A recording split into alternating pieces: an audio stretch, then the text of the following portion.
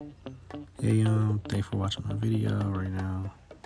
If you're here, I'll be teaching you how to put like words on the hoodie mock-up.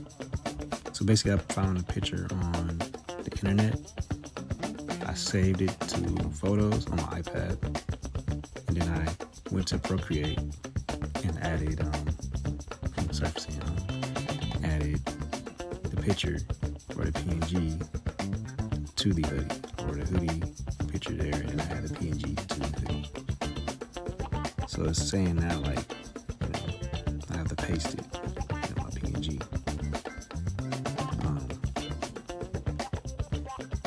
So now I'm grabbing the PNG and pasting it. We learn something new every day. So I'll be adding it on there. Then I'll be adding to the front side, and I add to the back side. So I duplicated it and put it in the back side of the hoodie.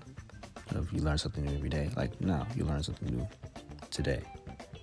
So I'll get in the airbrush on the item, alpha lock it to lock in the item, and use color around it.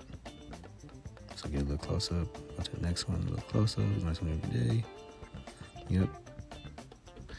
So now I'll turn back to white for another example. I'll zoom in, go there, zoom in too.